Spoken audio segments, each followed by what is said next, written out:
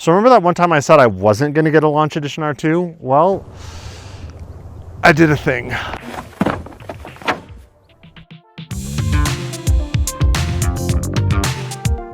Yeah, if you've been following my YouTube channel, you remember when I literally said, I'm not going to buy one of the first R2s, but I think you should. And yet, here we are. So, how did we get here? Why did I change my mind? And, you know, my R1S is the best vehicle I've ever owned. So, why did I sell it? For context, in that video, the premise of what I was saying is I was going to skip the initial launch edition of the R2, but I didn't think that a lot of people buying should skip it if the timing was right for them. Because a lot of people are wanting to wait for that Gen 3 autonomy system with the LiDAR and the RAP1 chip. And make no mistake, it's a great leap forward. It's going to be really cool.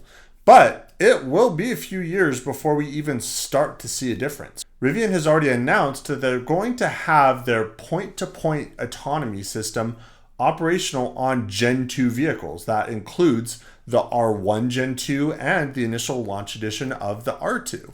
And even when the Gen 3 with the LiDAR comes out, it's only going to improve the Gen 2 system with the data that it's collecting. My initial stance was that since I already had a vehicle with the Gen 2 hardware, why switch to the R2 with the same hardware essentially? And I kind of wanted to put my money where my mouth was, but that certainly is not enough reason to suddenly switch vehicles. So there was more to that as well. Another one of the big ones was actually a financial decision. The R2 is an incredible vehicle and it doesn't really feel cost cut compared to the R1, but it is a lot cheaper. There's a lot of engineering that went into making smart decisions to make it cheaper to manufacture and to service without making it feel like a cheaper or worse engineered vehicle. To be sure, it does have less features than the R1. The R1 has extreme capabilities, especially with that incredible suspension system that the R2 is just not capable of. But a lot of those things are nice to haves and not need to haves for me, and it will save me a lot of money in the long run. It also made a little bit more financial decision for me to sell right now because equity is generally higher with EVs. Granted, depreciation is still absolutely a thing, and if you want to learn more about depreciation, my buddy Travis actually made an excellent video. I'll have it linked down below. But as far as my particular situation goes, I knew that I was going to be buying an R2 regardless, and right now the resale value of R1 is relatively good compared to what it has been. Partly because of gas prices being a little bit higher, and here in Utah, there's actually an EV incentive going on that's sort of raising market prices as well. So all of those things considered, I kind of wanted to take advantage of that. And of course, there's the whole YouTube elephant in the room as well. As an enthusiast, I was really excited for the next new thing, and more importantly, and this is probably the biggest factor in my decision making, is when it comes to making content for YouTube, R2 is much more relatable to people. This is what people have been excited about and waiting for a very long time from Rivian. A more mass market, affordable vehicle. So in order to better represent and speak to that audience, I felt that having an R2 was the smarter move for the YouTube channel. So that's probably the biggest one. And I am so excited to have it. And of course, I'll take you all on a tech walkthrough. There's a lot of really great overviews of the vehicle. I'm going to focus specifically on the tech and autonomy.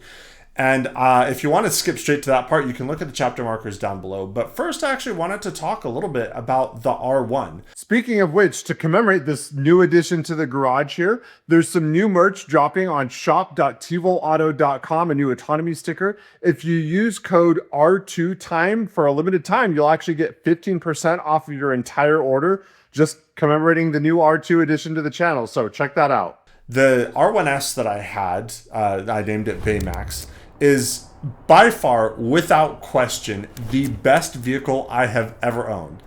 So I want to walk you through what my ownership experience has been like, why I feel like that is the best vehicle that I've ever owned, and why I decided to sell the best vehicle I've ever owned.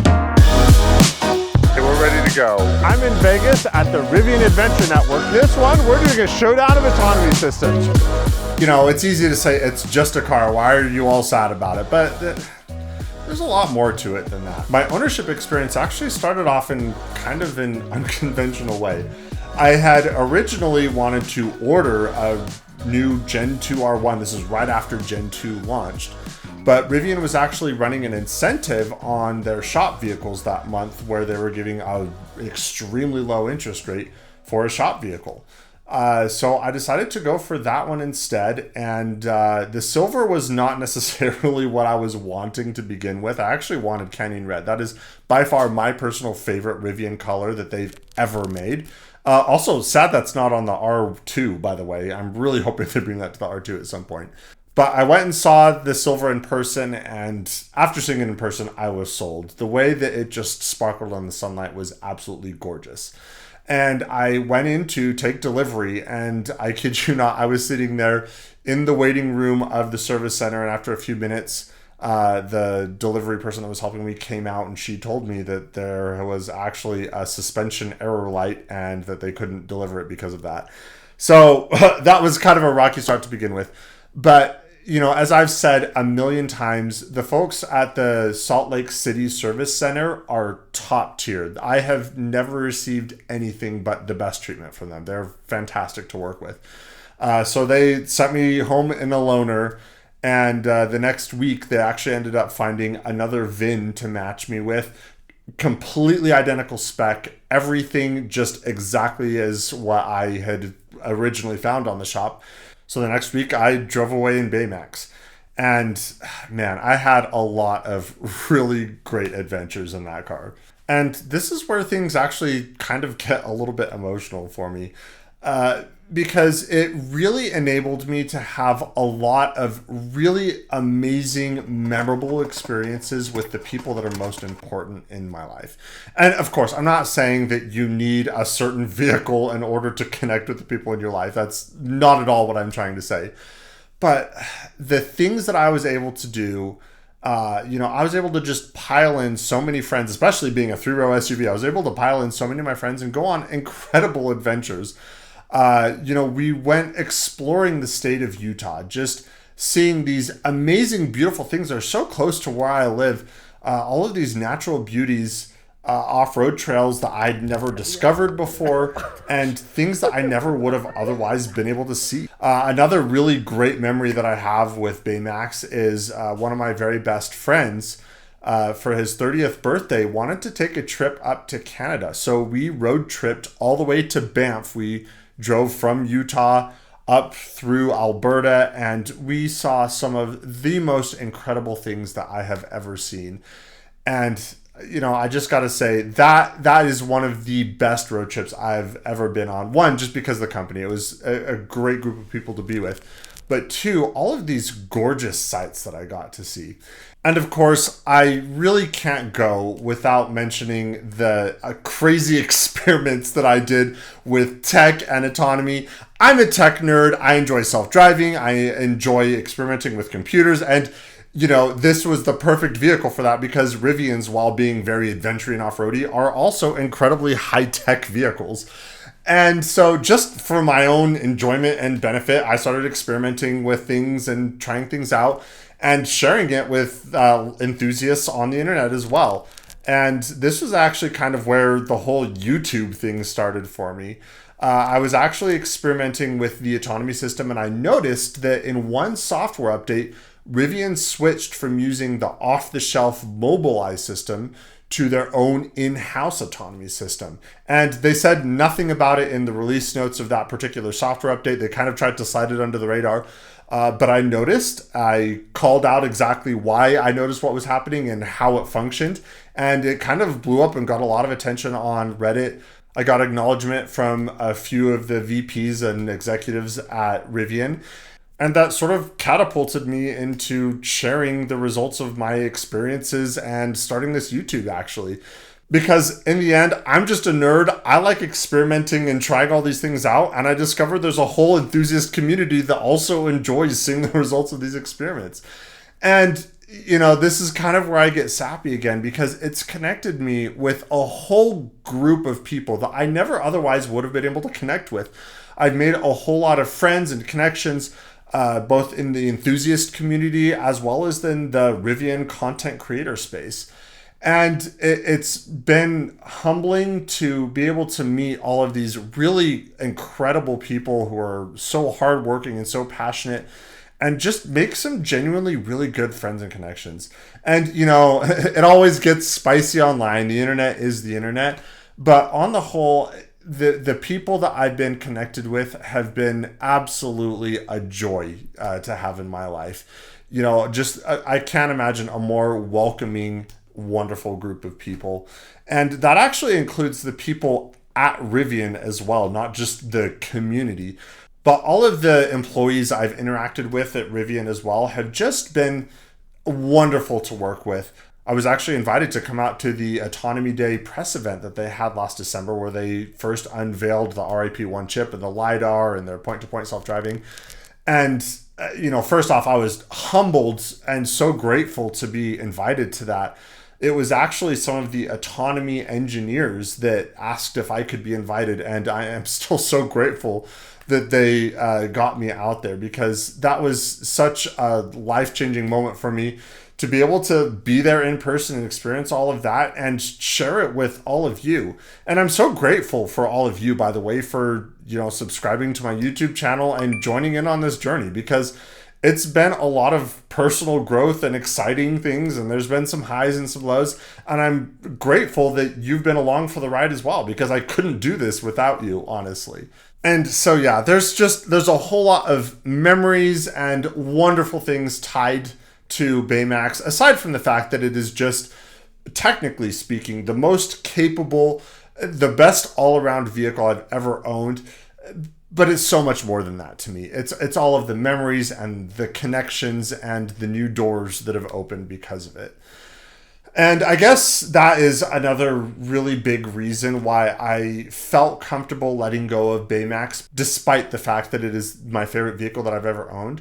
Because the real truth of it is, the part that was the most favorite to me wasn't the R1S in and of itself. It's the brand, it's the community, it's the values, and all of that stuff that is also a part of the R2. And the R2 promises to be all of that and more. And I'm so excited to go on this journey and see what the next chapter brings. Even more new friends and new places explored and new experiments to run. So I'm really excited to have you all along the ride with me. And with that, I think it's time to go check out the R2 and tell you all about all the cool things that I've discovered. We're up here in American Fork Canyon with a beautiful view, and I'm just going to give some of my initial thoughts. Literally just took delivery of this morning. Today's Tuesday the 18th. Just brought it, I haven't even been home with it yet. Picked it up this morning, and I'll give you some of my initial thoughts on the tech, some of the stuff I've learned just from driving around today, and also some of the stuff that I've learned from speaking with engineers, hearing from other people. So let's go through some of the top stuff. We're just going to rapid fire through this. So first up, on the exterior lighting, we have 3 lights here instead of the 4 that are on the R1, but it still does have the matrix functionality where it'll sort of like cut out the high beam around where cars are so you don't blind people. Does not have RGB lighting here like the R1 does, but it does have that nice sort of, callback to it with the little ridges inside of there.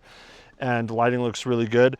The turn signals down here are non-sequential, like the R1, it sort of sweeps across the bumper here. This one is just a flash. And on the side here, we have this side marker light that sort of combines several elements. Used to be a logo right here on the R1, a turn signal on the mirror, and then a reflector. Now this is all 3 in one, just a light, reflector, and the Rivian logo all right there. Super fantastic. On the rear here, we have the light bar that goes all the way across, an F1 inspired brake light up here, and the brake lights on the side. In the Euro spec, this bottom piece right here will be an amber turn signal, and this will be a red brake light. However, in the US, we don't get an amber turn signal because a minimum amount of surface area is required for illumination for a brake light. And this top section alone is not enough surface area to satisfy the US regulation. So it has to be the top and the bottom section to get that regulation in check, so that you have enough surface area, which unfortunately means that the whole thing also has to be a red turn signal. We can't have an amber down here. I'm kind of wondering if it's a possibility, if when the Euro Spec R2 comes out, if you can just retrofit a Euro light on here with the amber turn signal down below. TBD on that, but I'm very interested in it. And let's talk autonomy real quick. I'll have another video where I get a little bit deeper into autonomy R2 versus R1, but just a quick rundown. This being a launch edition, it does not have the LiDAR. It has the Gen 2 autonomy system, but it's not the same as it is in the R1. The cameras are slightly different. They're all located in the same places as before. So we've got the 2 cameras up here on the windshield. We've got 3 cameras on each mirror, one here, and one down below. These cameras are the same resolution as they were in the R1. However, they do have slightly better dynamic range. The front bumper camera has been slightly relocated, so it's sort of a flush mount thing, not that big of a deal. The other thing that is different is the parking sensors along the front are gone, and they've been replaced with radars. In each corner, these radars are now dual mode, where they can act in long range mode for, typical driving like they always have in the R1, but they now have a short range mode that they double as parking sensors, which is pretty cool. And the front imaging radar, pretty much the same there. Also different is the camera on the inside. The camera that is hidden on the mirror right here is a full color RGB camera. That's also different. When they say that the R1 has 55 megapixels of cameras and the R2 has 65 megapixels of camera, that's where those extra 10 megapixels are. This has not been explicitly confirmed by Rivian, but I'm fairly certain of it. As always, no guarantees, just going off of my observations and what I've learned about these vehicles. And speaking of which, cameras do look stunning on this display. It is definitely a higher resolution screen than in R1. It's smaller, but the pixel density is higher. So images look really good. These are not 4K cameras, even though everyone says they are. They're closer to 1080p than they are to 4K, but they just look so crisp on this screen. Really just a very nice camera package. The infotainment is extremely snappy. This user interface is coming soon to R1. They're going to be getting, this is called Rivian OS 2, and it looks fantastic. I would say everything is just laid out much more nicely. The screen is much more responsive. And this screen is also likewise higher resolution, higher pixel density than it was in R1, but it is smaller. I do miss the bigger screen on the R1. I liked the bigger screen, but this is really nice. Also, if you watched my initial demo drive video, you may have heard me talk about how this visualization looked a little bit fuzzy on there. And that issue appears to have been resolved. It appears to be rendering at a native resolution, so it doesn't look fuzzy now. It looks very clearly rendered, which is absolutely fantastic. And one last thing that I want to talk about here is the drop glass and this button right here.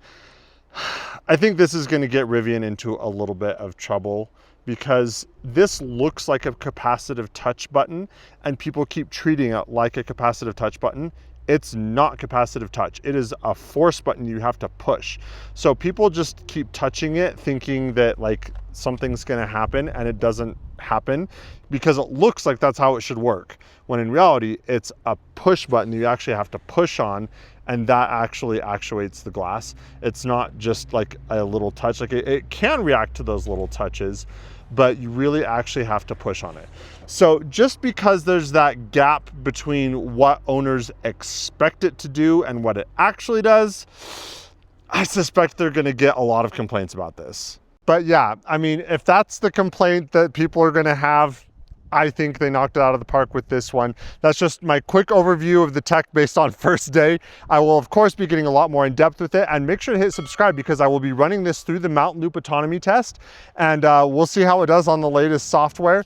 and I'll be doing a lot more deep dives as well. Something I haven't really talked about much is while I was waiting for this to get delivered, I was actually about for a month daily driving this, which is an entirely different experience. It's a big manual V8 engine, and it gave me a different perspective on the R2. If you're interested in hearing that story, drop a comment and I'll talk about it.